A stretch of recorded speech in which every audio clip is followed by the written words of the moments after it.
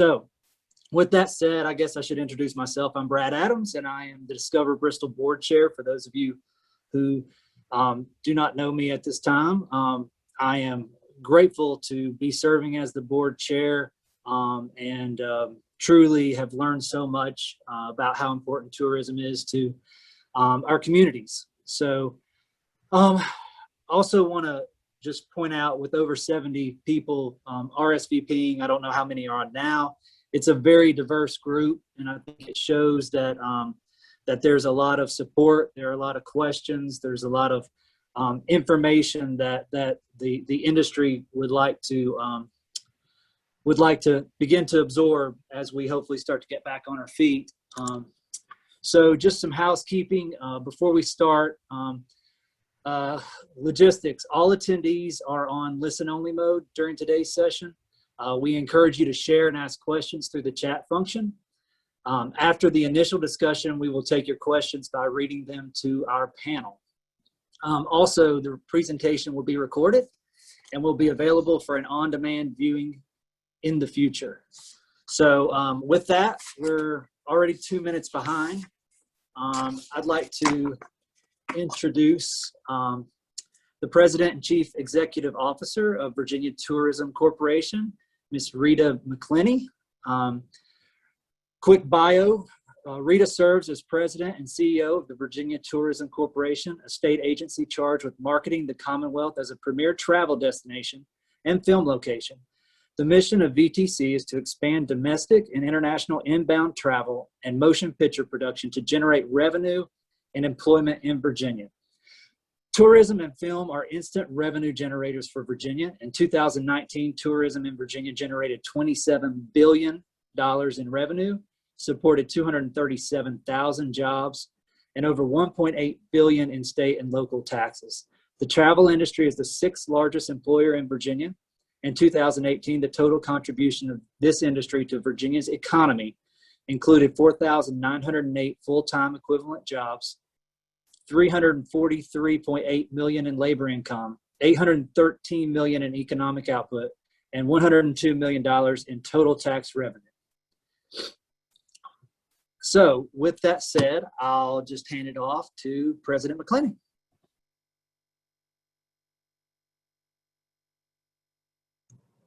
Good morning, everyone. It's so nice to see such an amazing turnout of friends, and many of us clearly who have not been together in too long of a period of time. And again, we all just dream about when we get back out for in-person engagement and meetings.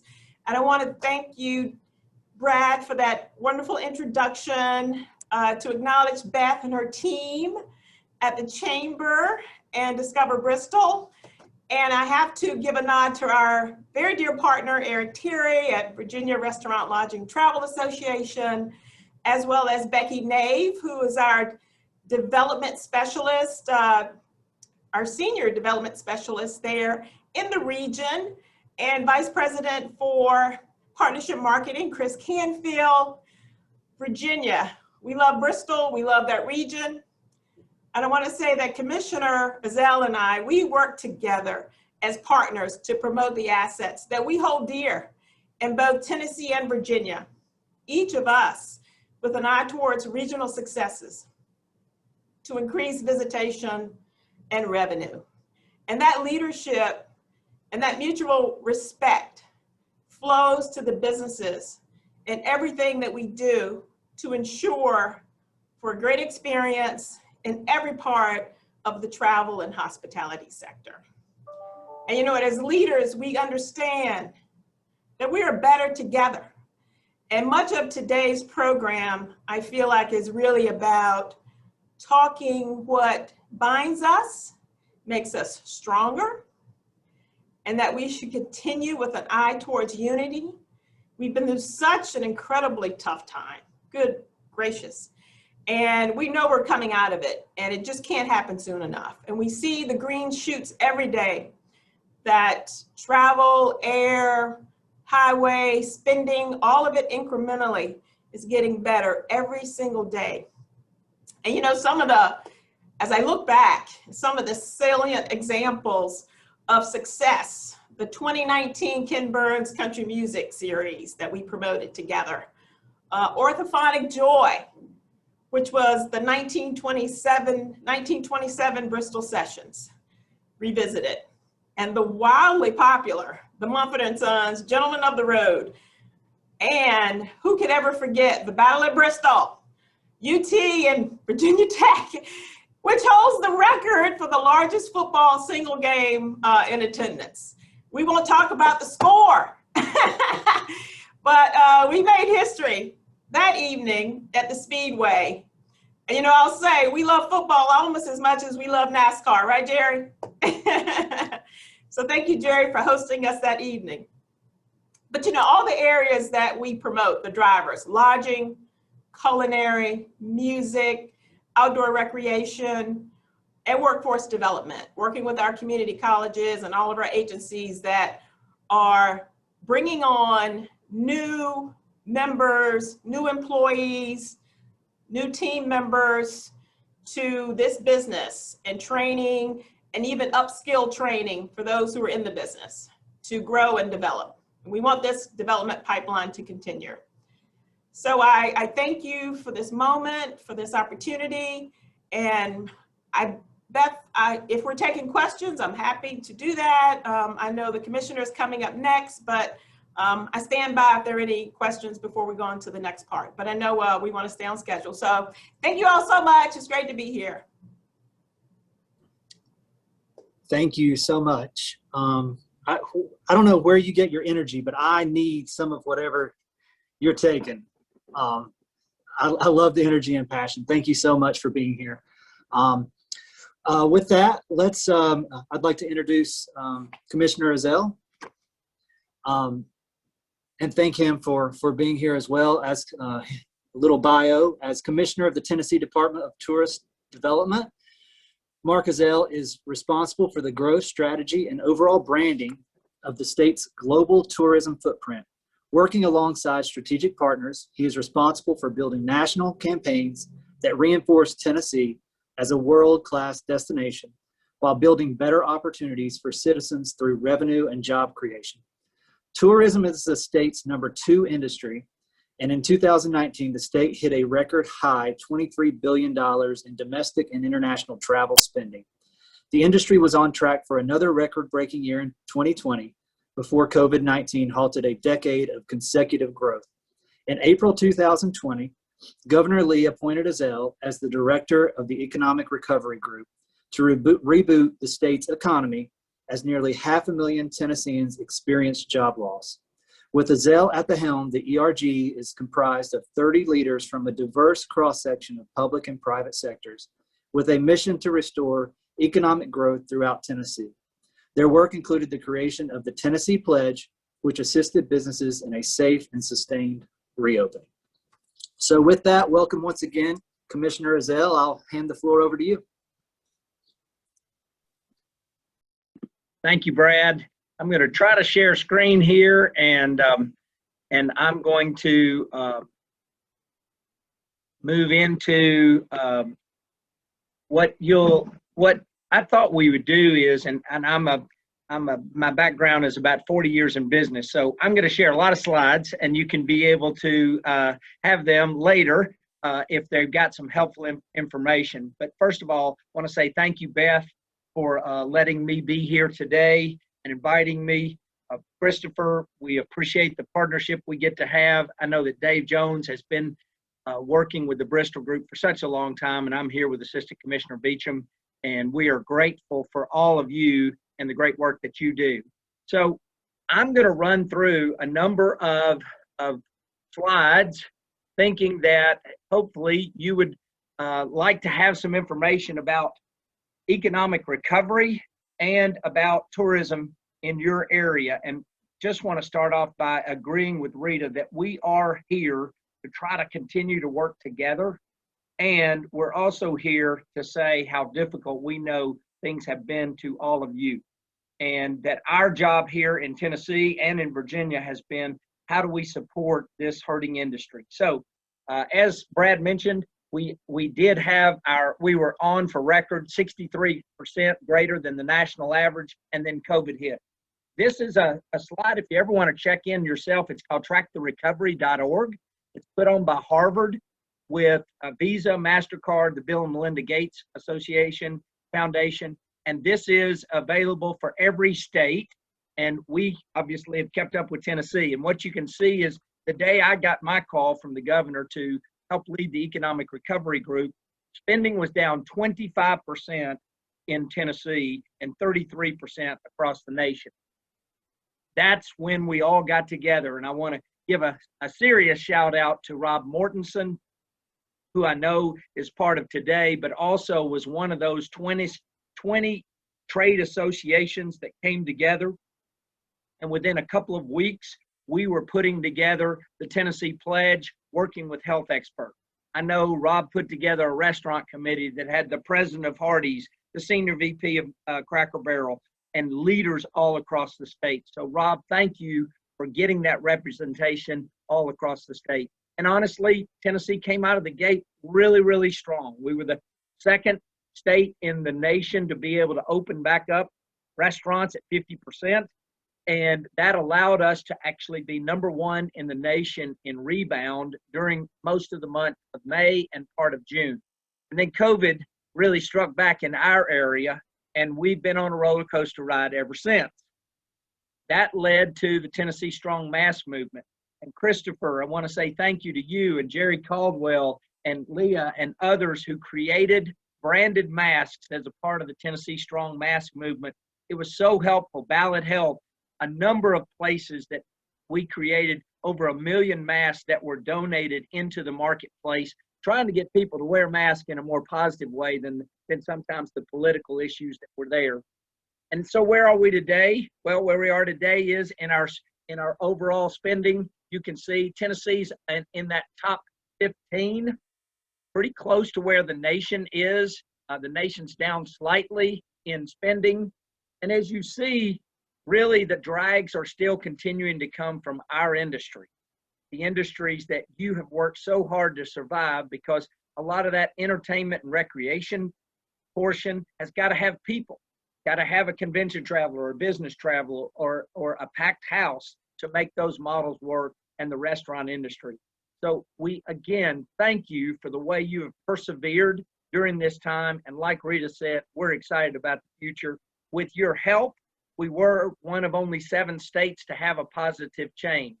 And yet the reality is for Tennessee, our sales and use collections for the 3 areas of hotels, eating and drinking, and tourist attractions are still down 21%.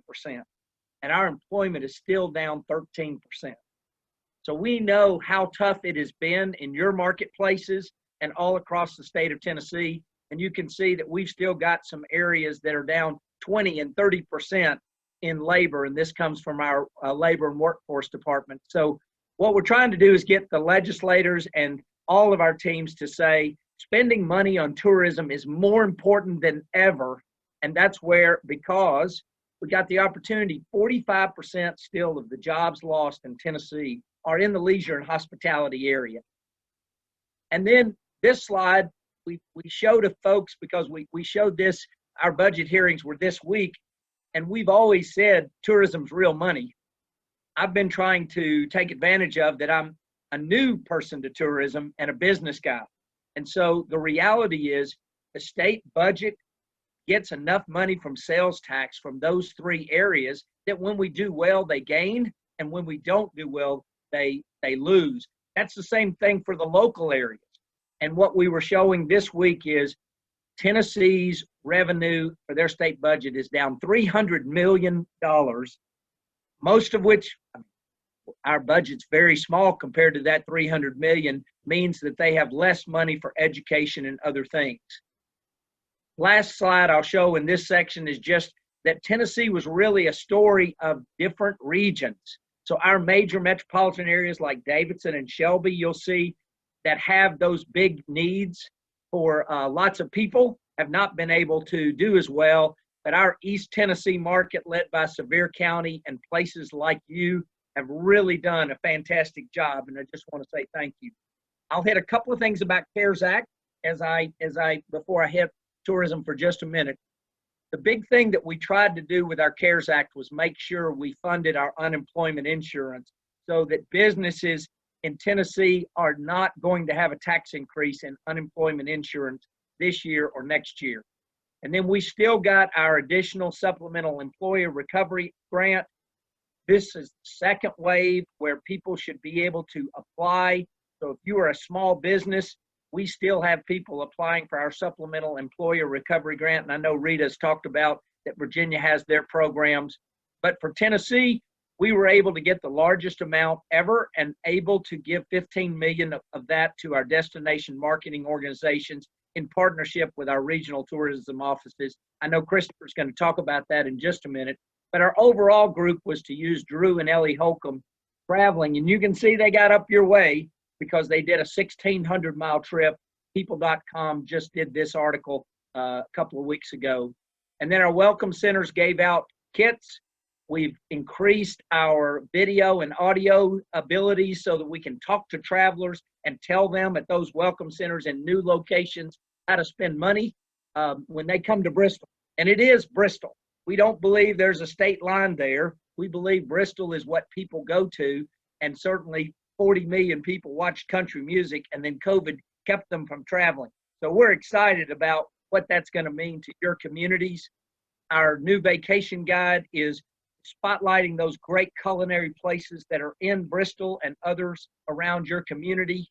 And then just want to give a shout out to last year, the leadership at Bristol Motor Speedway. Jerry, I know you're on the phone. Thank you. It was the largest sporting event that took place in the summer and fall in the nation because the folks at Bristol knew how to do things with a safe way and yet could have fans come back in. So thank you very much. And that concludes my discussion. And like Rita, we are open for questions in this partnership.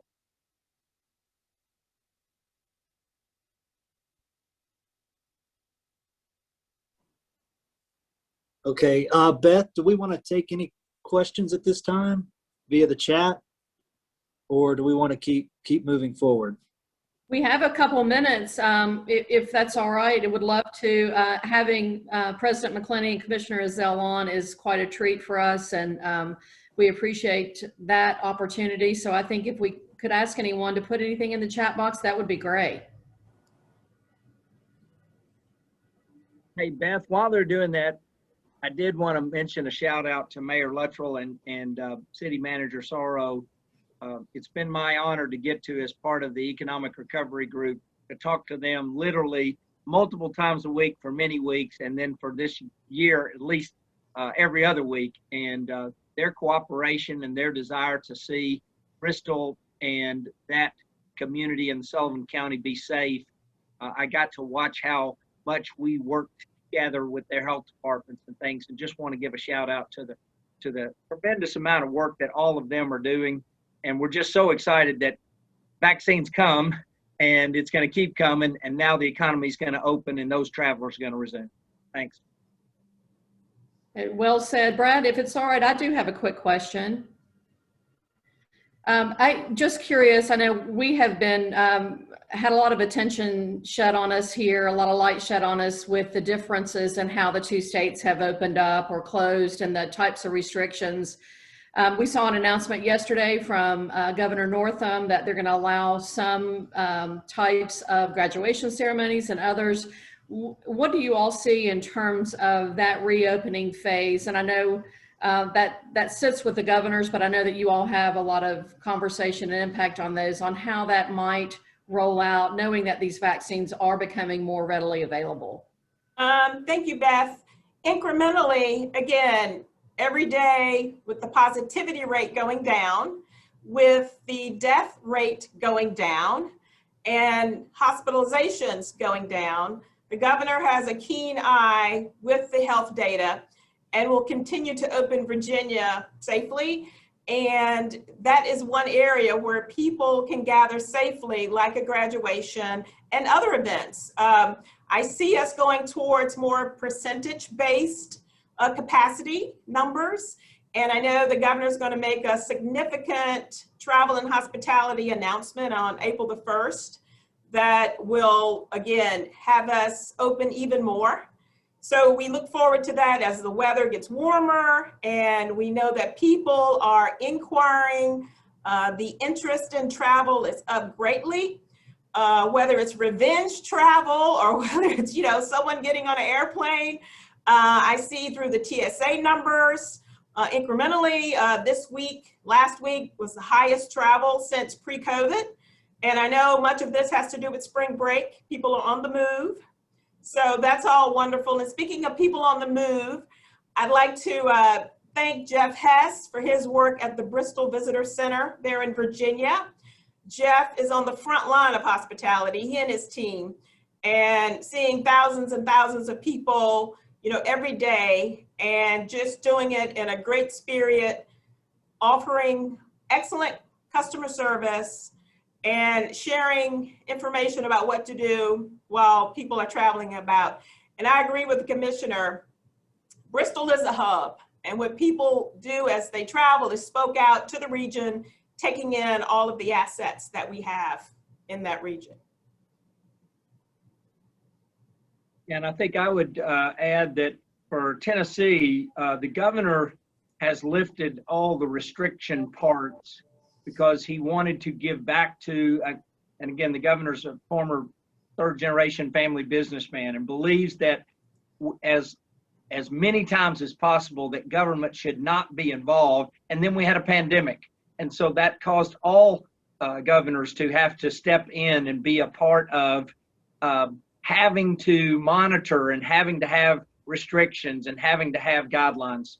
Our numbers show that for Tennessee, we've reached the point where it's time for us to hand back over to businesses, asking them still to be responsible, but we've lifted the capacity restraints and other pieces really to just, it doesn't mean the pandemic's done, and it doesn't mean that we can not have social distancing, and we believe people use masks if they haven't been vaccinated and those kinds of things. But really what we've now done is to stimulate our economic recovery and yet believe that we can continue to fight. Our hospitalizations have gone from over 3,000 hospitalizations in January now to around 700.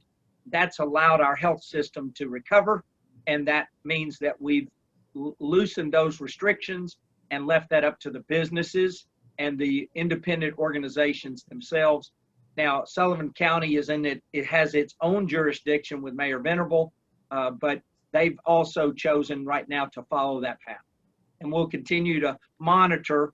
But again, enough vaccines are going to solve our challenges, we believe, for economic recovery to take place in the travel industry. And you know, there was a lot of working together. In Bristol, they have the Downtown Business Give Back campaign.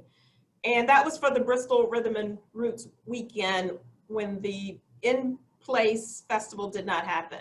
And it was just so nice to see a group of 26 businesses come together to help friends and neighbors, and 10% of the profits, you know, went to help those businesses impacted. So these are just examples of how I hope going forward we keep supporting each other and working as partners, particularly in the region. You know, when a visitor comes, yes, they're visiting either Tennessee or Virginia, but a visitor is always spending their dollar in a local place, a local business, and a locality. That's really the basis of where the revenue is generated. So it's really about the business person and the locality. There isn't a tourism state tax in Virginia. So we, in working together through our grants and all of the collaborations, really it's an eye towards the business owner, their investment, and the locality. And the locality is the beneficiary because this pays the bills for education, for healthcare, for, you know, all that a government is supposed to do to help their citizenry. So tourism really is the backbone of that part of our economy. And we know now there's a greater appreciation because of the revenue reductions. Mayor Hartley, I know you can appreciate that as you have to see over Bristol, Virginia's budget. And again, what Bristol, Virginia and VTC have done in many of our partnerships is support through our grants and showing how people working together, businesses coming together on great ideas, creative marketing ideas, do generate a multiplier effect. And that return is greater, partnership dollars, as well as return on investment. I've actually got a question sent directly to me. It's Christopher Perrin at Discover Bristol. And the question just talks about how both states have so many wonderful tourism assets and resources to promote, with things still being a little bit unique this year. What are some of the areas of focus you have just from a state level or even within our region that Bristol sits within, whether it's a campaign message or just areas of focus? What does that look like for both of you? Yeah, for Virginia, we are continuing with Wanderlove, which is really about the traveler venturing out. It has an outdoor recreation focus to it. And again, cities are also engaged in it, particularly from a lodging and culinary perspective. We know people are in the RVs and all kinds of establishments are benefiting from the traveler from a lodging perspective, and being seated outdoors and taking in still music, again, in a safe way. So Wanderlove is continuing, and in May, we're back in the market in the up and down the Northeast and east of the Mississippi. Our campaign is 98% digital, and we're touching visitors where they are and influencing them. And speaking of influencers, we invite the media in. We've done it all virtually here for too, but also those influencers are ready to travel. They want to get out as well. And they are telling the story from their perspective with their networks and driving traffic to our city and to the region. That's exciting stuff, Rita. And again, we believe Bristol benefits from the fact that you have two states that are trying to drive people to that community, and we pull for that because the more people we can get to the town of Bristol, the more we both can benefit. I think for Tennessee, first our new vacation guide spotlighting our culinary was really a key part timing wise, because we want to get, we have no restrictions on those restaurants. And so we want to allow them to get back to safely having dining in those communities as quickly as possible. And certainly you've got great assets in your marketplace. And then For the Love of Tennessee, Travel Safe was built around the great outdoors. And our Northeast Tennessee section, we saw Destination Analysts had us the 5th most visited state in the nation this past year. Tennessee has not been in that kind of area. The reason why we were is because people wanted to go to an outdoor place where they could already have social distancing. So how do we hold on to those folks who came and experienced great times with Tennessee's outdoor experience? And then lastly is just going to be music.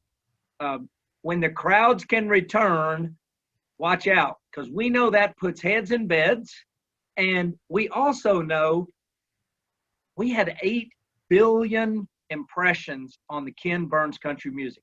Tennessee was a major sponsor because 70% of that film was about places in Tennessee or artists in Tennessee. So it was a great investment for us. But when you get we don't get 8 billion impressions on things, but Ken Burns did, and we got all that pent up demand. And we know where are they gonna come? In Tennessee, they're going to come to Bristol, Nashville, Dollywood, and Memphis, because those are the 4 main highlights. For us, we like it. It travels across the state, and that's why we did our new country music passport, our Ken Burns Cat Passport.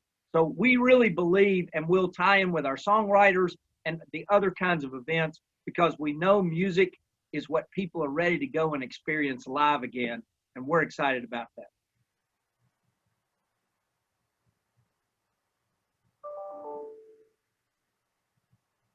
Okay, thank you very much once again.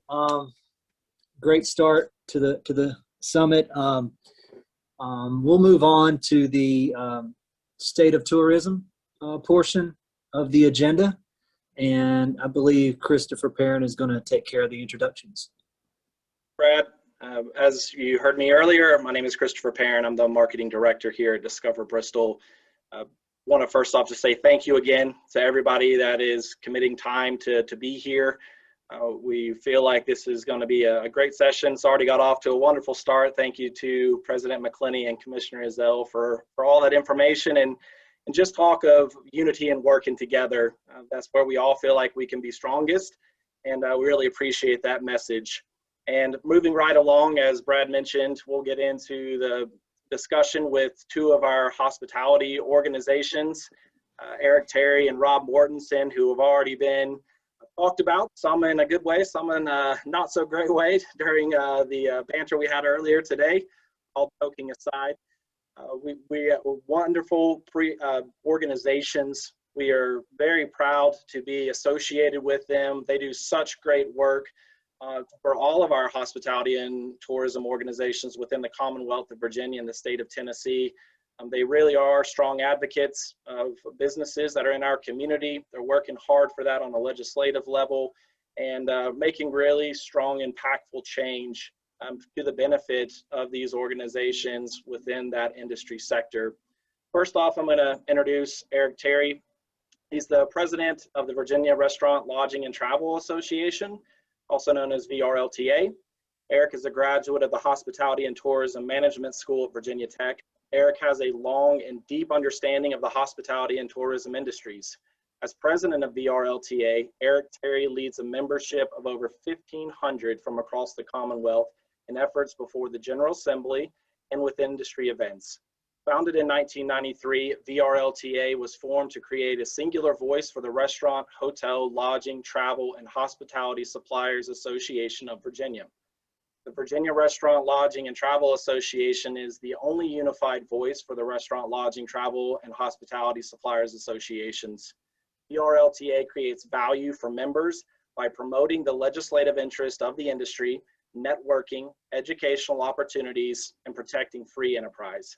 In 2020, Eric was recognized as one of the top 500 power lists in the Hospitality and Tourism and Virginia Business Magazine.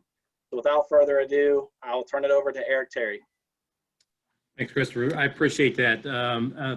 Thank you, Commissioner Ezell and Rita, who I work with regularly. I think Rita and I have each other on speed dial on a regular basis. So I do want to say before we get too far along, I attended the Battle of Bristol, and I do expect a rematch at some point in the future as a Virginia Tech grad.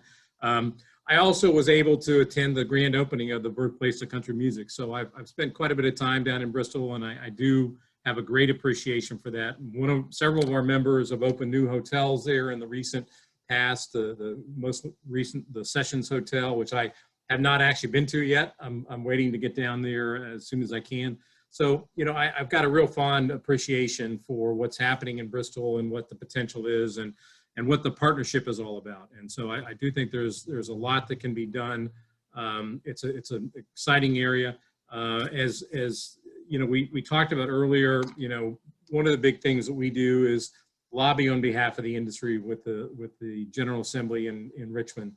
We've just finished our session, and I tell people I think they felt a little sorry for us this year. So they actually helped us pass a few bills that are going to help the industry. Most exciting is we closed the loophole on OTA taxes, the Expedias and whatnot who don't pay all their lodging taxes and sales and use taxes. And the good news is that a big chunk of those sales taxes are going to go back to Rita's budget. So we're going to be able to do some increased grants and things that are happening there. And on a local level, the lodging taxes that are collected, you'll collect the full amount of those. And that's a really exciting bill for us. We also passed a tourism improvement district bill, which, you know, may have some potential in the area as well. There are a number of, you know, outdoor refreshment areas that we passed, alcohol to go. So it really was a very good session, I think, for the tourism industry in Virginia. Obviously, you know, there's a lot that's happening at a federal level, and much of that is hopefully going to come back for some funding opportunities. We're talking to the governor's office right now about maybe some increased funding for hotels and travel attractions in the state. Because as you know, as Rita said, I mean, the hotel industry and really all of our tourism industries have been recovering, but slowly. And I'm pretty optimistic as I talk to folks around the state. I do see that our maybe not our major markets like Northern Virginia are recovering more slowly, but our smaller markets where people are more comfortable hopping in the car and driving are beginning to turn around. And so I think we'll continue to see that.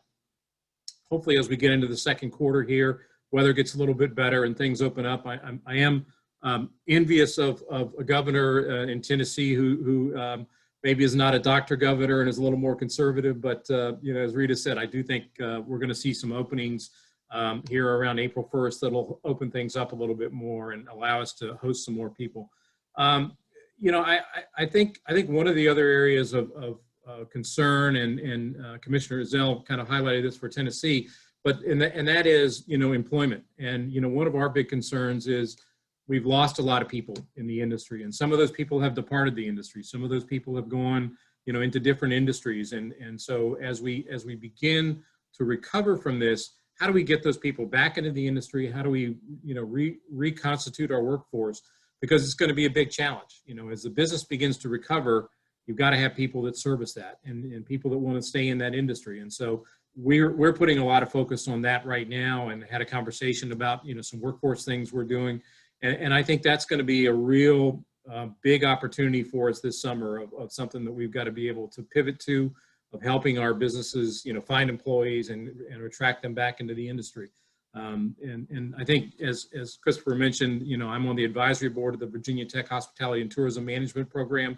And, I'm happy to report that what they indicated to me the other day is 94% of this year's graduates have been placed in the industry.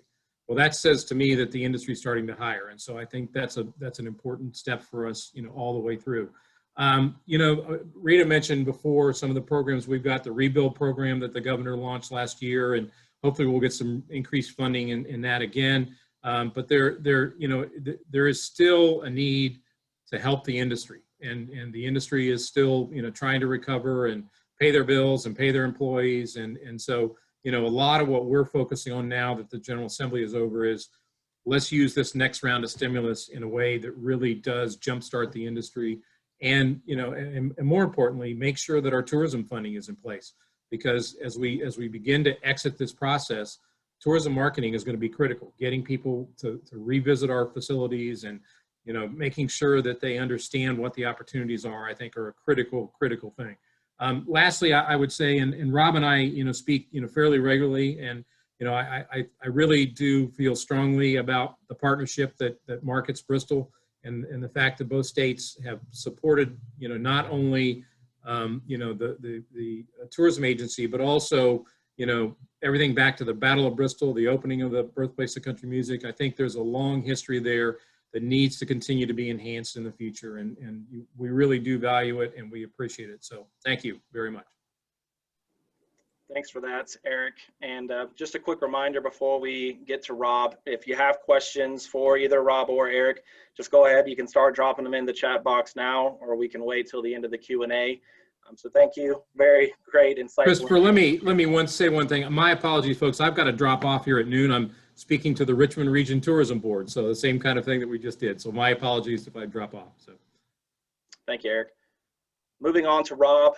Rob has earned his bachelor's degree in political science and government from Lipscomb University, as well as a master's degree in international relations and affairs from UT Knoxville, and another master's degree in peace studies and conflict resolution from Lipscomb University. Hospitality Tennessee represents the interest of Tennessee's lodging, dining, and tourism establishments and the related businesses involved in the hospitality and tourism industry. Hospitality Tennessee is a not-for-profit trade association representing the hospitality and tourism industry in Tennessee and its allied partners. HTN is headquartered in Nashville, Tennessee. At Hospitality Tennessee, cooperation has produced significant political impact. As the unifying force within the hospitality and tourism industry, HTN can affect issues that influence your business. Because they are a full-time organization working on your behalf, they provide a great return on your investment. HTN protects your business interest on a national, state, and local level. HTN is committed to meeting the challenges presented by the political, legislative, regulatory, and economic forces influencing our history. So without that ado, I'm going to hand it over to Rob Ortenson. Thank you. Thanks, Christopher. I never like bios, and for some reason, every time I tell somebody, don't just introduce me as a guy, and they always come up with something. So you found some information out, obviously, but thank you, Christopher. I appreciate it. And I want to thank Eric. Eric Terry has been kind of my mentor over the last several years as I started this role. He he's one of those individuals that is a leader and has been leading in his role. And I kind of look to him not only for his facial hair, but also for his abilities as well. And we have built a good relationship and hope to continue that down the road. I think there's some great opportunities. The other thing I'd like to say is thank you to Rita and to Mark. Mark and I have known each other, Commissioner Ezell, for about 35 years. He has been an amazing asset for Tennessee. And obviously, Rita, you got a lot of energy, but Mark has got you, I'm not going to say beat, but he's right there with you. Whenever he goes into the legislature, folks know that it's going to be a whirlwind. And so I apologize about me moving around and talking. If you looked at me, I am actually at the legislature right now. We're right in the middle.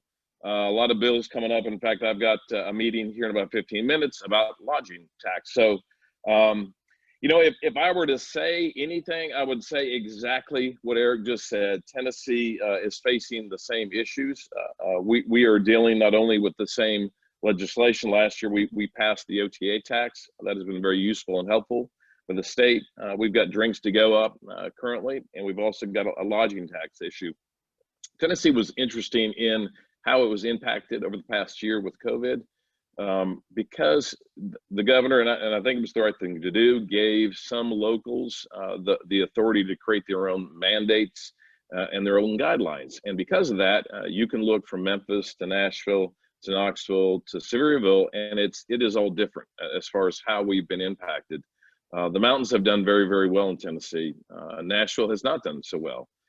We are challenged, and I know Mark showed some of the numbers, and you could look at our numbers and see that Nashville has brought the state way down, whereas Bristol and the east side of the state has helped our budget numbers. So I think as we're moving forward, and that's kind of what we're looking to, we've got drinks to go, which I think will help as far as legislation. And we've got a lodging tax issue, and I'm going to throw this out there because it impacts the entire state. One of the senators, Senator Bell, who is very much a constitutionalist, dug into, and it's been a few years back, dug into the lodging tax and realized that a portion of our lodging tax in Tennessee is unconstitutional. And so we are having to go back and relook at every city, and every city is different across the state, and determine which portion of that is unconstitutional and what is. And so we're in fact, that's my 11 o'clock. We're going to be spending a couple of hours walking through that. So a lot of issues going on. Obviously, at the very end of the day, we're pushing for increased funding from the state. Mark has been extremely helpful, and for those that know Mark, they know that Tennessee has done really well as far as giving out dollars to those that need it. And now we're kind of at that place, like Eric said, we need folks to go back to work. And if you look at different venues from across the state, everybody is saying, I need more people to go to work. There is that challenge around people being able to stay at home still and still gain a little bit of money, which is a challenge for us. And so we got to figure out how to get those folks back to work at the end of the day, because, I'll use Ruby Falls as an example. Ruby Falls can open up completely. This is down towards Chattanooga, but they can't hire enough folks to open up completely. And so it really has become a bit of an issue. So we are going to be focusing on that, getting our folks back to work. I think if you look at each one of the sectors that's out there, restaurants have been hit hard. I think hotels have probably been hit just as hard, if not worse, definitely in Nashville. A good friend of mine who runs the Vanderbilt Lowe's said, he's employing 36 people currently. A year and a half ago, he had 400 plus. And so it's 80% down in Nashville, and has been that way for quite a while. But we're looking to bring folks back. I've been working with the mayor of Nashville, and I sit on the advisory council, and we're moving back in, and we're at 20% of folks getting the first vaccine, which moves us into the next phase here in Nashville. And so we'll open up even more. So I think you'll see that not only from Knoxville to Nashville to Memphis, but you know, the state kind of goes with those cities as well. So looking forward, like Eric said, to moving into this next year. I think there's wonderful opportunity. I've been to Bristol many times. It's one of my favorite places because I love the mountains. Went to grad school in Knoxville and it would always end up in Bristol. So Eric and I are going to be spending a lot of time together and working on bringing our two states closer, because I think there's great partnership there. So thanks, Christopher. Thank you for that, Rob. And again, before these gentlemen both have to hop off, are there any questions or comments? Looks like maybe Commissioner Zell might have something.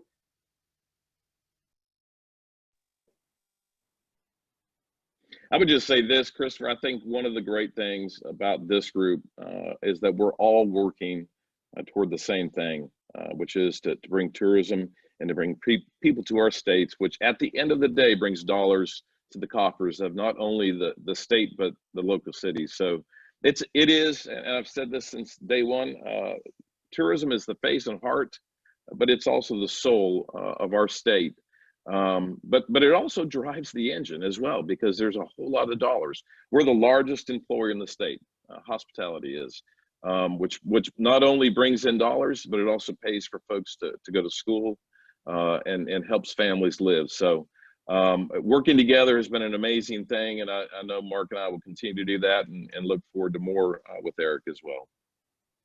Yeah, I did decide I'd say one last thing because I've got to step out. But I will say, again, as a business guy who came in working with the governor to talk about, you know, when we chose to work in tourism, the idea that you get 2.5% or 2% or 2.75% at a local level, or 7% for us in the state, and you don't have the infrastructure to have to keep up. You don't have to educate them. You don't have to provide hospitalization.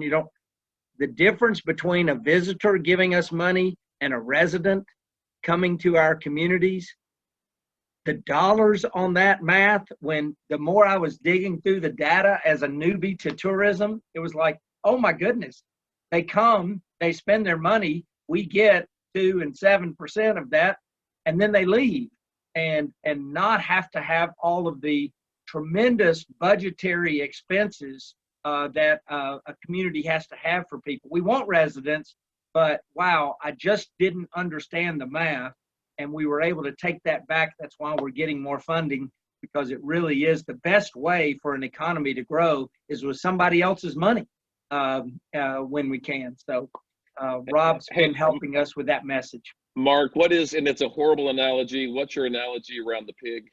What you're talking about? Taking bacon from Yeah, we want to take bacon from another man's hog.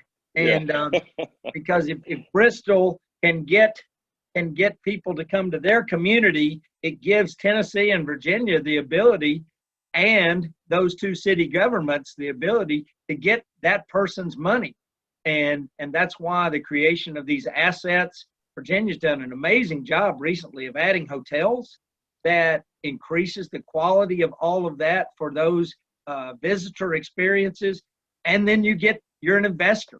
For us, Tennessee's a 7% investor on every single thing that happens through leisure and hospitality. So we want the growth, and we want to take it from other states. We don't mean Virginia, Rita. We just mean, other places that we both can steal from for Bristol.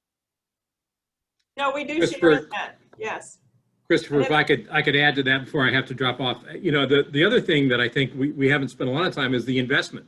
You look at those brand new hotels that have been built, in Bristol, Virginia on that side, and you won't see that kind of investment, without investment in tourism marketing and the attractions and the things we have there. And I think a lot of that was really started way back when, the Birthplace of Country Music opened, created some excitement. And so, again, you got to look at the tax base that comes off of the investments as well.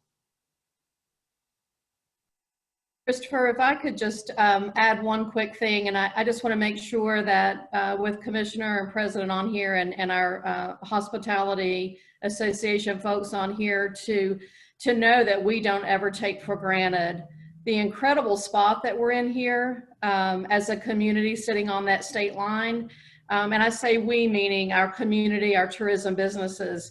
The fact that we have we have doubled the amount of support that a lot of communities have when it comes to resources and the ability to leverage dollars. We have 2 state tourism offices. We have 2 hospitality associations to work with. And that is not lost on us. And we can't thank you enough for that, the leadership that you all provide and the partnership, most importantly. So I wanted to make sure that you all know that we never take that for granted. Thanks, Beth. And I know that for us, we are trying to get more budget. It is going to be based on some matching kinds of things at local levels, as we move forward.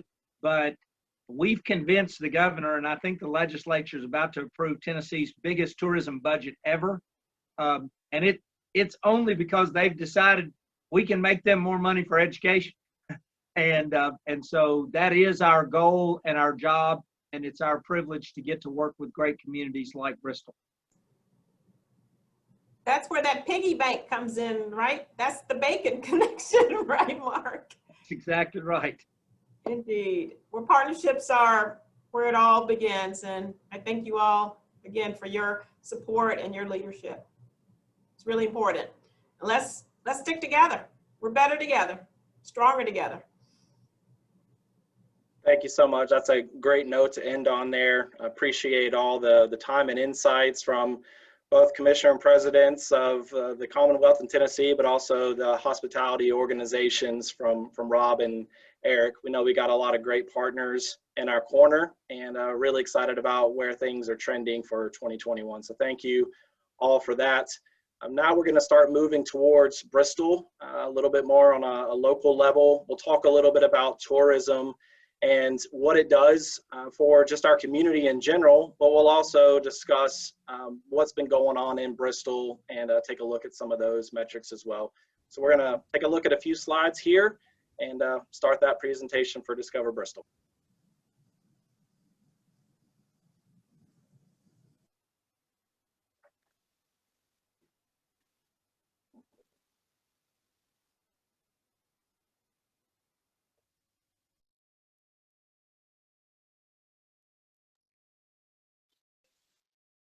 On behalf of our organization, thank you for investing your time today to learn more about Bristol's tourism industry, the impact tourism has on our community, and what Discover Bristol, along with our partners, have been up to lately.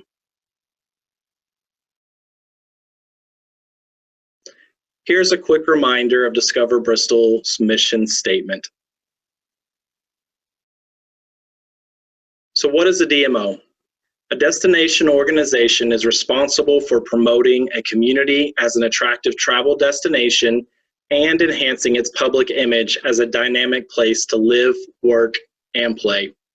Discover Bristol is the DMO for the City of Bristol and is a program housed by the Bristol Chamber of Commerce, which is a 5-star accredited organization. Partnerships are critical for the overall success of Discover Bristol. It's important to understand that our role is to serve as the hub of Bristol's tourism industry and promote all aspects of what our city has to offer in partnership with all of our tourism entities. So here's what we know and what we believe. People visit before they consider moving to a location. Tourism builds a visitor economy. Tourism improves quality of place, and tourism improves quality of life. Tourism can be a win-win-win for Bristol. Let's find out how. Visitors win by being able to experience all Bristol has to offer. Residents win because they enjoy those same amenities and they pay less taxes when lodging tax collections are abundant. And the community wins with lodging and sales tax collections, which help support the general fund obligations of the city and through job creation. Speaking to that, tourist spending helped lessen the tax burden of Bristol, Virginia residents by $489. Tourism generated almost $57 million for Bristol, Virginia's economy and generates over 500 jobs. On the Tennessee side, financials are calculated on the county level, so tourist spending helped lessen the tax burden of Sullivan County residents by $530. Tourism generated $428 million for Sullivan County's economy and created over 3,640 jobs. Discover Bristol is a revenue generator for the city of Bristol. Tourism puts a significant amount of money into the city's general fund for services like fire and police, teachers, roads, and infrastructure. Tourism also saves residents money on their tax burden. I know many of you have seen this before, but I wanted to refresh your memory on Discover Bristol's strategic plan.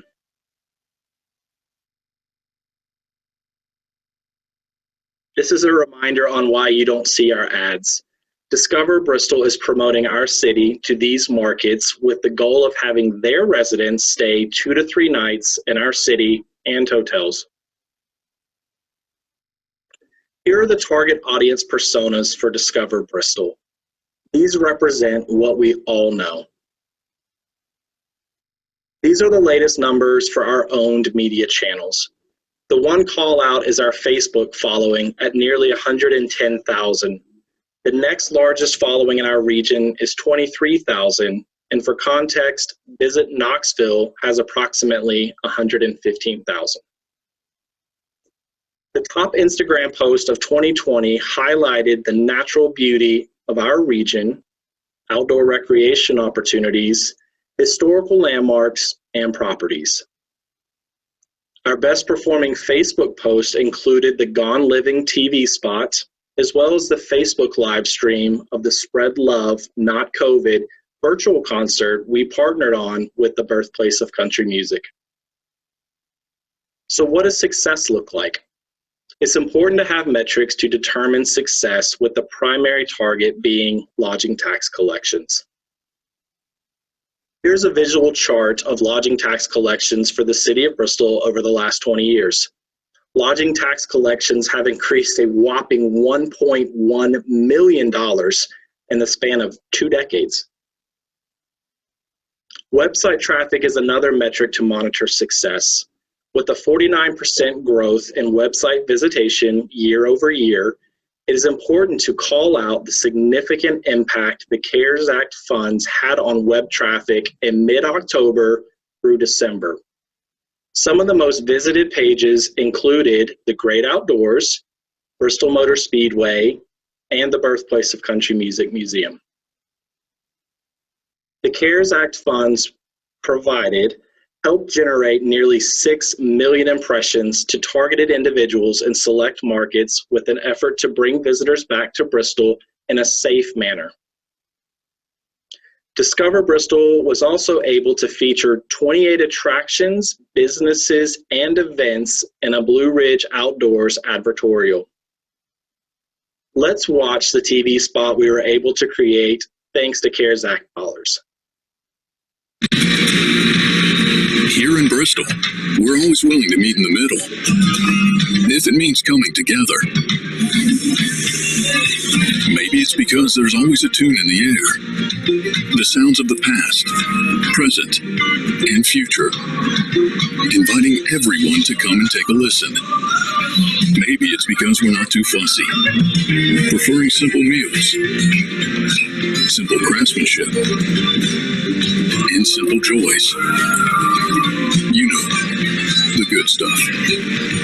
Or maybe it's because we just enjoy life, both when it's at full speed and when it's slowed all the way down. But whatever it is, it always feels like home. This is Bristol. A good place to live, a great place to visit, and the very best place to grow closer, even a few feet apart.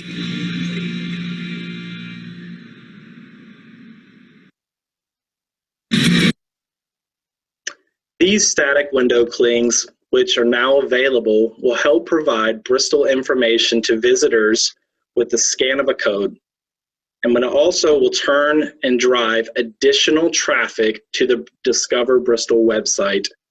It is our goal to have these in each storefront of our city. Visitor guide request is another performance indicator. Discover Bristol received 145 additional requests compared to 2019.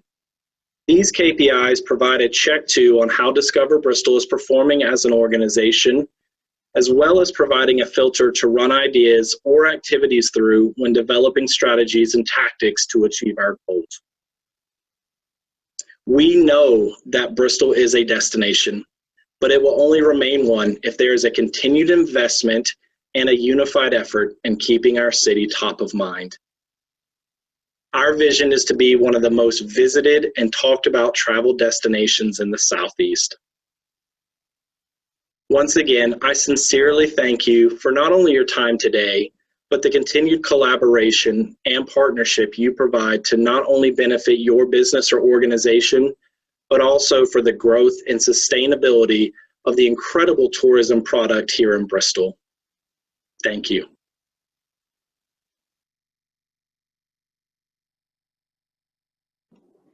So hopefully you got a few pieces of information there that maybe you didn't know, but one of the main takeaways is how important tourism is for Bristol, but how important each of your organizations and businesses are to contribute to that. Sometimes we get so busy just looking at our own bottom lines, which I totally understand, but you're part of something much larger than that. That's attracting visitors into our area, but it's also providing funds for our cities so they can improve their infrastructure, provide good paying jobs for fire, police, teachers. There's a ripple effect for what we do. And I just want to make sure and reiterate how appreciative we are to be able to work with each and every one of you, but also how important you are to our community. And hopefully that message shined through on that presentation.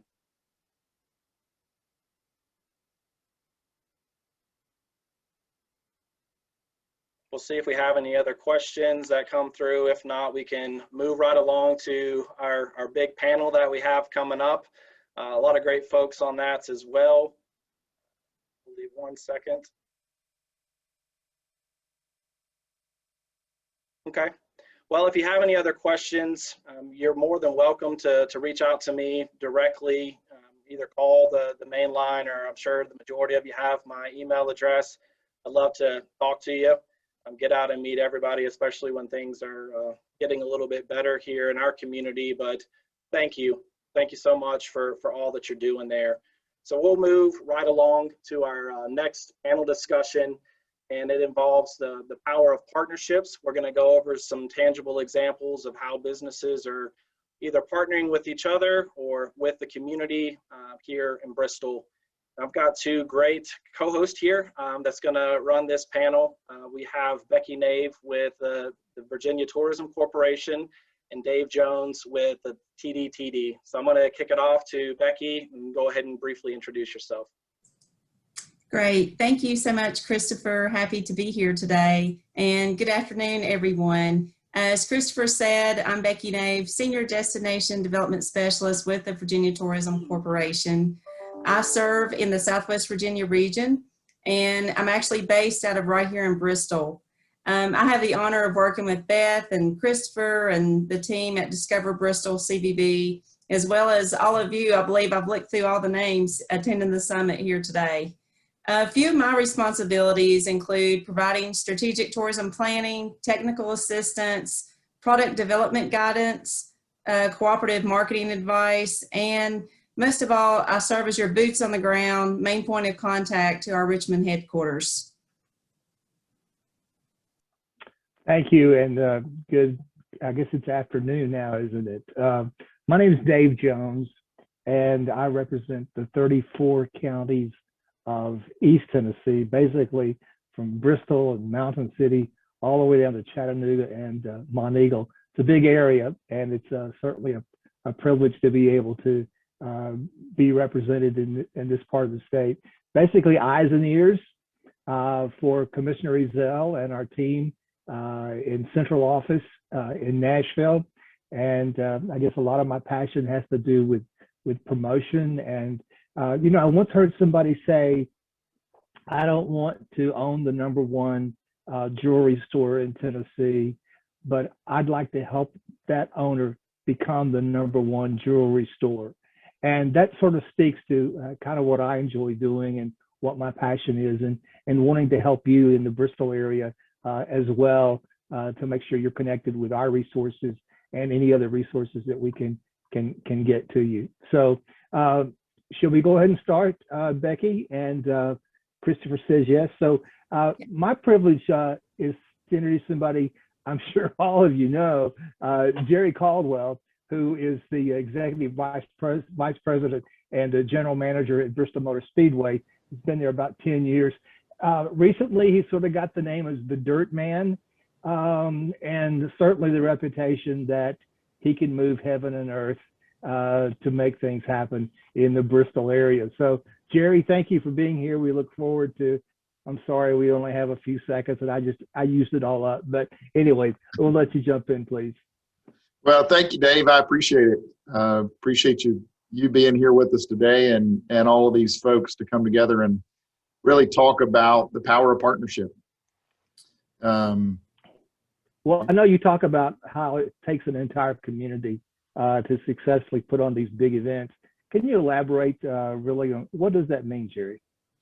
Well, I mean, our business is partnerships, really. If you look at the way we put on events, I mean, we don't do that without partnerships, whether that be with NASCAR to host some of the largest events in the country, to being able to do it with this community. You know, if we were just going to pretend like we hadn't been here and say, okay, let's put on some events, let's put on some motorsports events and host people from all 50 states and 26 different countries and hundreds of thousands of people during a weekend, we would have to start with pulling a lot of people to the table of how do we all pull this off together? And that's what we do.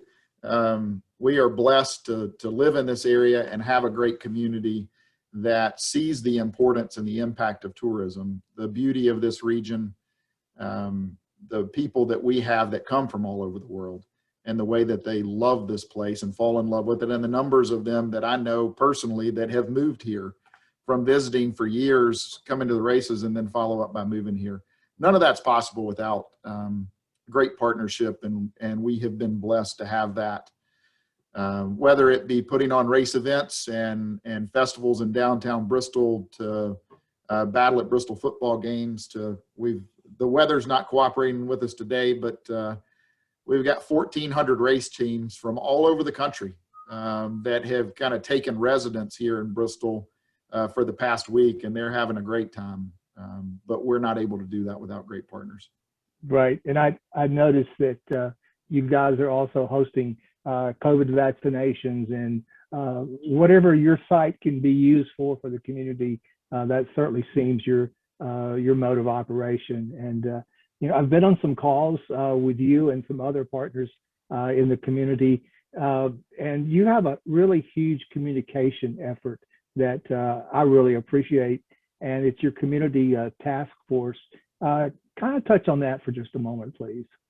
Well, I think we all know this, but we need to be reminded from time to time how important communication is, and how we can hear some things and become so familiar with it that we just assume everyone else knows it. And we learned really through communication with community partners how important it was or is for all of us, whatever our business is in this tourism industry, to be communicating together, to make sure that we're sharing information. So we created a community task force not that long ago that represents elected officials and community support groups like Discover Bristol and the chambers in Bristol and Kingsport and Johnson City and all around, Dave representing the state and others, to really let us share everything we're working on, kind of the events that are coming, and allow them to ask questions so that people can be equipped when they're out in the community having conversations. And I think we've had a tremendous response to that. I've seen and met for the first time some of the city mayors, county mayors, all across that region up there.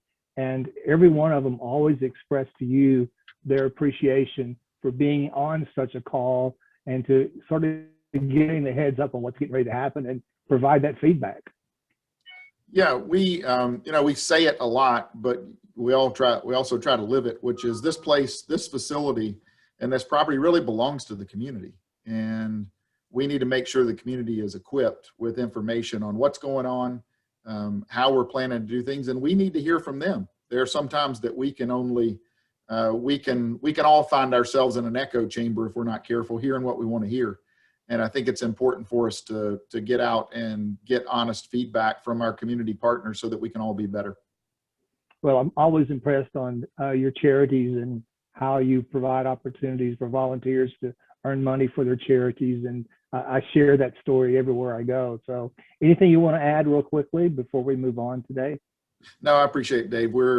I guess I will say again, thank you to the community.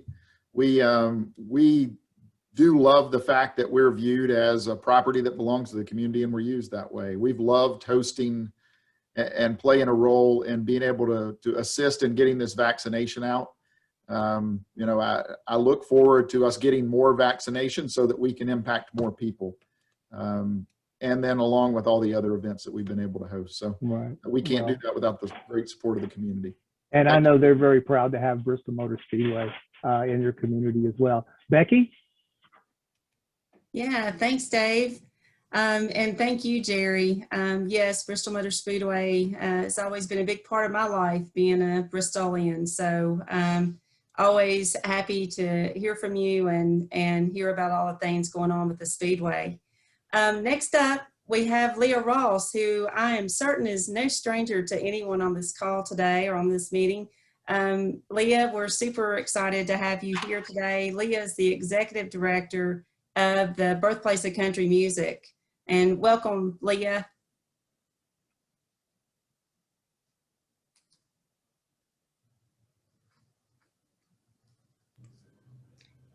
Are you there, Leah? I believe she's on mute. Okay. Okay, there you go. Yeah. You know, there's a cliche out there, it takes a village. And when you look at our festival or even our museum, and Jerry sort of alluded to that, it really does take a lot of people to put on an event like Bristol Rhythm and Roots Reunion. And as a nonprofit that not only has the festival that we put on, but the museum, and we have a radio station, we have volunteers in all branches of our organization. And we're very lucky that we have such an awesome community to help that happen. You know, when we built the museum, we had help not only from our cities, but our states. And sometimes we say it is a blessing to be in 2 states, but sometimes it can be a curse when you're working on a festival and you're trying to develop your beverage gardens and you've got one law on Virginia side that you can do in one Tennessee. So it really does become a challenge, but we're lucky to host over 40,000 people in our downtown. Of course, we didn't get to have it last year, but and that's a small number considered when you think about the races. But when you look at our small downtown and get that many people in there, it's really amazing. We have the unique to work with both states, like I said, but our cities. I would say for us, and I've been to many conferences and people will talk about how hard it is to get their city to do this or their city to do that. And we've been blessed that our cities see the value of this tourism and what we bring. I mean, from the police to the fire to the city workers. I mean, by the end of Sunday, they're worn out, but they're still smiling. At the end of our festival, we come to work on Monday morning, and it's almost like a funeral, we say. It's so depressing because you walk in on Monday morning at 8 o'clock in the morning, and it does not look like we've had a festival in our downtown. Our cities have taken care of everything. I mean, we have partners with the racetrack. They provide fencing for us. They do a lot of things for us. Our city does. Also, Discover Bristol and our Main Street programs are great partners for us when it comes not only to our festival, but different things that we do at the museum.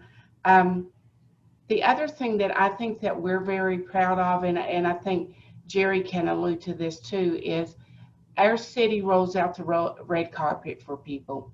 We hear all the time that our downtown businesses were so nice, and they're not used to seeing that. But I think when you come to Bristol, it's there. Every morning when I come to work, I drive by the Bristol Hotel because I want to see what out-of-state tags are there. And it's a rarity that there's not 6 to 7 different states represented there. When it comes to our festival, we have over 800 volunteers in our downtown over the weekend.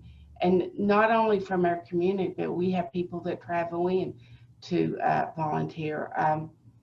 Our Bristol businesses provide our needed sponsorship dollars, our services for and goods for the event. You think about all of that. I mean, we are blessed, I think, in Bristol. One thing Commissioner Zell was talking about, Kim Burns, one thing that's exciting for Bristol, we're the first stop on that passport book that people get to travel around and see all the different spots. Well, yeah, I just want to say, I know hosting a music festival like Bristol Rhythm and Roots certainly requires a lot of teamwork. I mean, I'm always amazed at how our cities come together to put on that festival. And, you know, you were talking about the collaboration it takes, you know, from the businesses and also the organizations to put that festival on. But, you know, even drilling it down to our schools, I know many of our schools also volunteer, and they get their volunteer hours for being part of that music festival and volunteering to work the booths or whatever they're working that you assign them to. You know, and we also work with some Valley Health nurses at Bristol Regional. They come and work, and they get their CTE hours for that. So yeah, it really does take a lot of our organizations volunteer, and we give back to them through the service that they do. So it really takes a lot of people to pull it off, and we believe, you know, Bristol is an award winning. We were named top 10 festival must-sees by Hard Rock, not Hard Rock. Kim, help me here. But we've won many awards for our festival. We've won last night was the Tennessee Association of Museums Awards was last night, and our museum won 4 awards of excellence, and we had one of our employees that won award of excellence for her work and stuff in there. So. Leanne, you were thinking Rolling Stone named us. Rolling Stone, yes, I knew that. So, you know, when you get on Rolling Stone or country music CMA or something, and they tell you you're great, you know, I'm excited for our lineup. We'll be announcing March 31st. We are planning on having the festival, and the way things are looking, I mean, I'm sure it'll look a little different, but we look forward to finally celebrating our 20th anniversary of the festival. We are looking forward to it as well. I cannot wait. And I know the 20th anniversary is, you know, very special, and the thoughts of having the 20th in the 2020 year was going to be all perfect. Right? Who knew, you know? But I want to move on, as I know we're short on time, and you mentioned the museum. I know group tours play a vital role for the museum. Can you briefly touch on how your staff works with other businesses and organizations so the visitors can have the best Bristol experience? Definitely. You know, when our guests come into the museum, we sort of give them a wristband or something. We really push them into our downtowns. And I've got to say something about Jeff Hess and the Virginia Tourism. You know, we put an exhibit in there, and we really promote our downtown. So and we've been very fortunate. You know, our attendance last year was really down, and even once we reopened in June, it was down compared to 2019. but we're seeing more and more visitors every week come into the museum. One of the things that I'm a little excited about is, you know, there was no travel conferences last year, but this year the American Association of are having their virtual conference, and it was going to be with no visits. I mean, you know, you make those appointments and beg people to come to your town or work on getting them there. And they've changed that. They've opened it up to where I think we'll be able to get at least twice the amount of face visits with those, because when you're there, if you've ever been to those, you can get between 30 and 45 visits in a 2-day time period. But now over a 2-month period, we have the ability to make 100 appointments with these different ones. So I think we'll continue to see that increase because people are still coming now and talking about the Tim Burns documentary. So we see an increase every week. So it's exciting for us. Well, that's wonderful. And anything else in closing, Leah, that you'd like to share for the group? I'm wondering, are the hours of the museum open normal hours? What does that look like? We are normal hours. Tuesday through Saturday, we're open from 10 to 6. And on Sunday, we're open from 1 to 6. Okay. 5. I started to say 5, and I think, no, that I don't think 1 to 5 on Sunday. So. Okay, great. Well, thank you so much, Leah. A lot of great information shared today, and especially talking about the collaboration. And I know it does take a village to put on that festival, and we love being a part of it every year. Thank you. Thank you. Dave, I'll pass it back over to you now. Hey, did you notice how Leah had the trains in the background during the entire time of her presentation? And then when she finished, the trains just went away. I don't know how she pulled that off, but you know, the Birthplace of Country Music is the first stop on our Ken Burns Trail, but also it's the first stop. The Lost State Distillery is the first stop on our Tennessee Whiskey Trail. And we've got a couple of people here that are not only businessmen, but they like reusing properties and making them into special things for the community. And with us is Nick Bianchi, who's one of the co-owners along with Joe at the Lost State Distillery. And Nick, it's good to see you this morning. Take us back to around COVID time when you know, your business is just opened back in 2018, and then all of a sudden COVID comes and people are looking for toilet paper and hand sanitizer. What was that like? Yeah, we were very lucky in the fact that during the pandemic we were able to actually start helping out and producing hand sanitizer. It was kind of a natural pivot for us since we're already doing ethanol and all of that. But it was good that we were actually able to help out, you know, Northeast Tennessee as well as Southwest Virginia. And then even to the point of working with the local businesses here to distill some of the beer, wine, ciders that were left over because they had to shut down and turn that into hand sanitizer. So kind of taking something that was going to be a loss and turning it into something good for people. So it was it's definitely been an interesting year, especially in your first year of starting up to go into a pandemic. Yeah, it's really hard as a business person. And Ken Moniak is on with us also today. And Ken, you have the Bristol Station Brews and Tap Room. And I was really interested to learn how that you're also the president of the Main Street, or we call it Main Street program here in Tennessee, and how you guys actually kind of work together. I'm not a chemist, but evidently when Nick needs something to make hand sanitizer, he can do it with his product, but there's something from the beer that can also be used to help out. Tell us about that. Yeah, that's correct. You know, there's alcohol in beer, wine, cider, and liquor, of course. They have the ability to extract that alcohol from our beer. And, you know, because of the pandemic, our sales were, you know, so far off, almost nothing. And everybody loves fresh beer, right? So knowing that the beer is going to not be fresh, it just was a natural fit to donate some of this to provide to the folks at Lost State, Nick and Joe, and let it help the community. If you can't drink it as beer, let's use it as hand sanitizer, right? I mean, it's really a natural fit, and I think it was great for the community. And just like Nick said, it turns a loss or a negative into a positive. It certainly helped the community, and it certainly helped, I think people realize, I've heard it many times over the course of today's presentations, the folks from the state of Virginia don't promote Bristol, Virginia, they promote Bristol, and same for Tennessee. And that's exactly how Nick and I did it. I'm on the Virginia side, he's on the Tennessee side.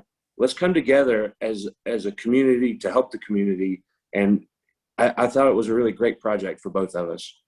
I think so too. And one of the things that I learned from talking with both of you is, you not only helped your neighbors here in the Bristol area, but Southwest Virginia. I mean, that really put a smile on your face when you were able to go outside of the Bristol borders and help other people. Oh yeah, absolutely. I mean, we're kind of a hub for our region. I feel like in Bristol, and to be able to get outside the Bristol area to help folks was great. Nick, you want to speak? You want to speak to that, Nick?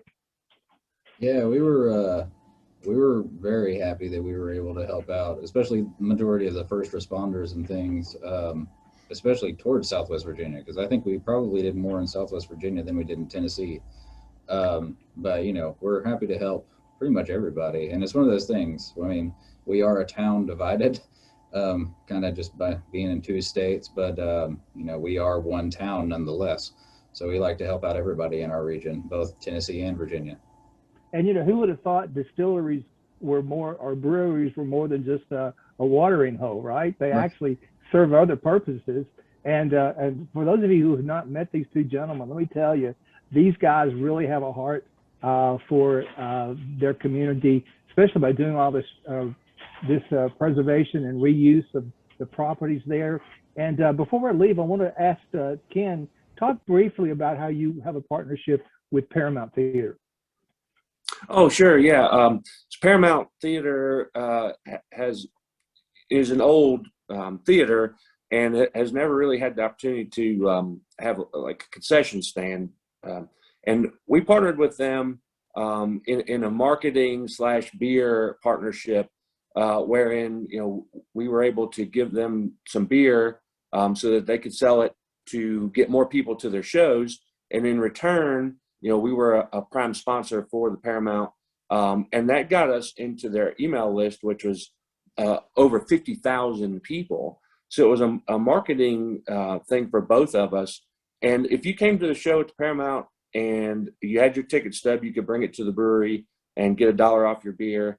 And the entire partnership worked very well together in that it got my beer onto the Tennessee side. It got them more people into their venue for shows, and the marketing aspect of it was two-way marketing, and we really benefited from that. I felt like it was a great project for both of us. Yeah, I agree. Nick, Ken, thank you very much. Becky, back to you. All right, thank you all. Now, next up is Steve Cheers with Mountain Sports, one of my favorite outfitters in the region. They've been around for, gosh, I guess about 40 years now. So welcome, Steve. Thank you very much, Becky. Yeah, 40 years this year. Yay, see, I was close. You're right. All right. Yep, you're right on. Thank you. Thank you I appreciate being here. Oh, yeah, glad to be here, and I appreciate Christopher and Beth and everybody putting it together, and love the opportunity to be able to tell y'all a little bit about the Mendota Trail. Great. Well, I know outdoor recreation is such a draw for Bristol and your Mountain Sports store. And the store is the hub for lots of outdoor products. And of course, you have a whole team of experts there that always are so helpful anytime I stop in there, and know all about all the trails and anything you want to do as far as in the region, really. So having those outdoor assets is critical for your store's success. And one of those is the Mendota Trail that you mentioned. And the Mendota Trail, I know, recently expanded and extended several more miles. And there's still more to come. Can you talk about that partnership that Mountain Sports has with the Mendota Trail organization? Absolutely, I'd be glad to. Yeah, I can't think of a better shining example of our area of partnership working than the Mendota Trail being open at this point right now. And I thought it might be helpful just to give a little bit of history on the lesson, because maybe some of the callers might have, or listeners might have heard of it, but don't really know that much about it. So I'll just give you a really brief little history lesson on the Mendota Trail. It's about 12.5 miles from the north end of Bristol near exit 3 to Mendota. We've got about 6 miles open now. There are 17 trestles. We've got about, I think by the end of the summer, we'll have about 6 of those open. So right now we've only got about 5 miles on the Bristol end open, so you could go out and back and get 10 miles from the trailhead. But through that 12.5 miles, it's absolutely beautiful. There's a Wolf Run Gorge, which is a very steep little gorge where you're on the old rail line with the creek down below you. It's absolutely gorgeous. There's a potential hike to Abrams Falls that we haven't firmed up yet, but that might happen as well. And then about a mile before the trailhead in Mendota, there is you cross the North Fork of the Holston River, which is a wide river, absolutely beautiful in both directions, up and downstream, is gorgeous. And then there's some talk of the city extending from our trailhead there above exit 3 down to downtown, which is absolutely fantastic. The city has been a wonderful partners of ours, and really the city, in terms of partnership, they really gave the trail to all the citizens. They've owned it for about 30 years ago, and then about 3 or 4 years ago, an organization called Mountain Heritage got involved, and the city basically gifted everything to Mountain Heritage, and then Mountain Heritage just recently gifted it to the Mendota Trail Conservancy, which is a fairly new organization, but they're primarily the movers right now. They're the folks on the ground every day. They're on the trail literally every day. There were 2 of those guys out there this morning in the rain working on the trail. And one of their main jobs right now is fundraising, because of those trestles, we've still got quite a few to redo, and they're incredibly expensive to redo because we have to have engineering surveys and all kinds of, and then of course just the actual construction, the wood and everything. They're about $1,000 per linear foot, and which doesn't sound like a ton of money until you think, well, there's 17 trestles, some of them are 20, 30 feet, and others are a couple hundred feet, so it's a big chunk of money. So the fundraising for that is a big obstacle we have right now. I can certainly understand that. I know that I went out on the trail and have done about 3 miles out, 3 miles back, and then was there recently when for the expansion ribbon cutting. And I'll tell you, there has been no expense cut for this trail. It is absolutely gorgeous. The landscape, the trestles with the bridges, it is absolutely gorgeous. And I know Mountain Sports has played a big part in that. And the partnerships, again, is what this is all about. And I was amazed at the opening for the trail when there were so many people from the Bristol community. I think Bristol itself has taken ownership and pride in that trail. Absolutely, they have. Yeah, and the impact from a tourism standpoint is, I don't think it can be underestimated. We've got a couple, I'll call them sister trails, the Virginia Creeper Trail and the New River Trail just right up the road. But the last estimates I heard on the Creeper Trail, there's something like 250,000 people a year. And then the town of Abingdon, I think, has said that they can directly track $25 million worth of revenues directly from trail users. The New River Trail, a little bit further up the road, has something over 1 million users per year, which is just staggering to think about. But we're going to start to get that once we get a little more of the trail open. So it's a very, very exciting time right now for Bristol and for the Mendota Trail. Yeah, absolutely. And I think that tourism economic impact is going to be even greater. And when you were talking about connecting that trail directly to our downtown, so many hikers love to stop by a brewery when they're done with that hike or in the middle of that hike. So going to our downtown, to the great stores and shops that we have will be a great connection. Well, absolutely. You can go. I'm sorry. You can go ahead and see Joe. Go ahead and see Joe and get a milkshake. Yeah, that's right. That's right. Thank you. Well, thank you so much, Steve. And we'll pass it on to Dave and to hear more from Joe. But thank you for being here today. Yeah, hey, that's a great segue. Makes me hungry. Joe Deal's with us, and most of you know Joe from the Burger Bar, and he's a great fan of just the whole area, promoting the area. Joe, what did you see, and what was your experience like during the pandemic? And what are some examples that you experienced of helping other partners, tourism related, non-tourism related, healthcare related? What did you see happen, and how were you able to participate during that time? Well, thanks for having me here today. But now, when it started up, we were hit hard. We had some days where we just barely made $100. I was really concerned. We had to lay off some staff. But then when the community came in, I was just overwhelmed. We had people come in and buy gift cards. Food City, Universal Fibers, a lot of these were my regular customers, and they could have went anywhere, but they knew we were a small business, and they bought them and give them to their employees. The Haven Arrest through the chamber, I think, was where that might have started. We were doing 3 meals a day, or three times a week. We were feeding them 100 meals where they couldn't feed the people on the street. We were doing to-go meals for them. They were setting up outside and feeding people, so they didn't have the possibility of bringing the COVID inside their facility. Wellmont Hospital, a lot of the downtown businesses, again, I think was through the chamber, had paid to feed the COVID ward, the nurses, the doctors. So a couple times a week, we were doing anywhere from 75 to 150 meals. That was helping us, and also, showing appreciation of those frontline workers, that the businesses did care.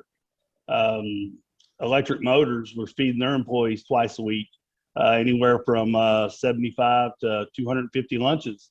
And again, they were trying to show their employees how much they appreciated the fact that they were in there working, while so many people were home drawing a absorbent amount of unemployment and not working. But the downtown businesses, it seemed like everyone was helping everybody. It definitely warms your heart to realize that every time I thought I had it bad, I looked around and I realized there was people who had it a lot worse than I did. Yeah. Hey, I want to bring Matt Shy in here from Bristol Gardens and Grill. Yeah, Matt, you've told me the example of actually someone, a supplier or an insurance person, other businesses coming to you and say, help me help others. Tell us about that. Yeah, well, that initiative kind of came stemming from the fact that we all felt so helpless in participating with the frontliners and at the hospital. I actually called the head of HR at the hospital and asked her what any of us could possibly do to help, because we were seeing the reports and we were watching the articles and saying how devastating it was out there. And we, of course, all felt devastated by our own situations, but trying to help them and trying to reach out to them felt like an amazing opportunity to do something other than feel bad about yourself. And so as people started donating money, and as the chamber dove in and they started getting other people to donate money, we came to the realization that not only were we showing up with food for the hospital that the HR coordinated, so it was always well received and anticipated, but also they were saving personal protective gear each shift that we showed up, because they weren't having to change their gear and go get food and take a break and come back. And so one of Beth's amazing workers, Amy, she and I are dear friends, and I would call her and we would communicate on how we could drive that a little bit further and push a little bit harder to get a few more donations. And the last time I took food out, the HR woman told me that they were down to 13 cases instead of the 50 and 60 they were overwhelmed with for months. And she was almost tearing up at how much all of us had participated. It wasn't my initiative other than the first phone call, but it was everybody in the community saying, hey, they did this, let's do it too. Hey, let's go help a little bit. And so it was overwhelmingly a positive feel for everybody that participated. I was happy to be a part of it. That's awesome, Matt, and I'm glad I got to meet you. Thank you to both of you. And let me just say to all of you in the area, if you just drive by these businesses and you think you know what's going on, you probably don't know the whole story.